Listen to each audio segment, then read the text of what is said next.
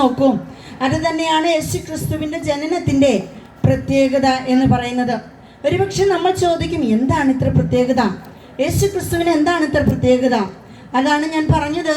തൻ്റെ ജനനത്തിൻ്റെ 700 വർഷങ്ങൾക്കപ്പുറം യേശു ക്രിസ്തു ഭൂമിയിൽ ജനിക്കുമെന്നും, അതെ, കന്യകയിലൂടെ ജനിക്കുമെന്നും, ഒരാൺകുഞ്ഞായിരിക്കുമെന്നും, അവൻ മനുഷ്യനെ അതെ പാപത്തിൽ നിന്ന് രക്ഷിപ്പാനിരിക്കുക കൊണ്ട് അവന് യേശു എന്ന പേരിടണമെന്നും രേഖപ്പെടുത്തിയിട്ടുണ്ടായിരുന്നു.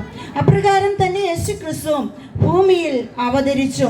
ആ യേശു ക്രിസ്തുവിൻ്റെ ജന്മദിനമാണ് ക്രിസ്തുമസായി കൊണ്ടാടുന്നത്. പ്രിയ സഹോദരങ്ങളെ, യേശു ക്രിസ്തുവിനെ കുറിച്ച് നിങ്ങളോട് എനിക്ക് അല്പമായി സംസാരിക്കുവാനുണ്ട്.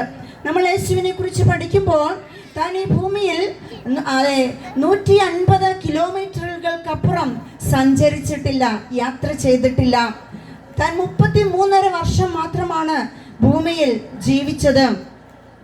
തനിക്ക് എന്നാൽ തൻ്റെ ജീവിതത്തിൽ ഒരുപാട് സുഹൃത്ത് വലയങ്ങൾ, അല്ലെങ്കിൽ തന്നെ കാണുന്നതിന് വേണ്ടി ധാരാളം ആളുകൾ കടന്നു വരുമായിരുന്നു. അപ്പോൾ 150 കൂടുതൽ കിലോമീറ്ററുകൾ സഞ്ചരിച്ചിട്ടില്ലാത്ത യേശു ക്രിസ്തുവിന് നിങ്ങൾക്കറിയുമോ, ഈ വൻകരയിൽ, അതായത് ഭൂമിയിൽ 5 വൻകരകളിലുമുള്ള എല്ലാ ജനങ്ങളും യേശു ക്രിസ്തുവിനെ സ്നേഹിക്കുന്നു. 5 വൻകരകളിലുമുള്ള ലോകരാഷ്ട്രങ്ങൾ യേശു ക്രിസ്തുവിനെ ആരാധിക്കുന്നുണ്ട്. അത് തന്നെയാണ് നമ്മുടെ യേശു ക്രിസ്തുവിൻ്റെ പ്രത്യേകത എന്ന് പറയുന്നത്. യേശു ക്രിസ്തു ഒരുപക്ഷെ ഒരു ബുക്ക് രചിച്ചിട്ടുണ്ടാവുകയില്ല, യേശു ക്രിസ്തു ഒരു ഗാനവും രചിച്ചിട്ടില്ല. എന്നാൽ ലോകത്തിൽ ഏറ്റവും അധികം ഗാനങ്ങൾ രചിക്കപ്പെട്ടിരിക്കുന്നത് യേശു ക്രിസ്തുവിൻ്റെ പേരിലാണ്. ലോകത്തിൽ ഏറ്റവും അധികം പുസ്തകങ്ങൾ രചിക്കപ്പെട്ടിരിക്കുന്നത് യേശു ക്രിസ്തുവിൻ്റെ പേരിലാണ്. അതത്രേ യേശു ക്രിസ്തുവിൻ്റെ ജനനത്തിനുള്ള പ്രത്യേകത എന്ന് പറയുന്നത്.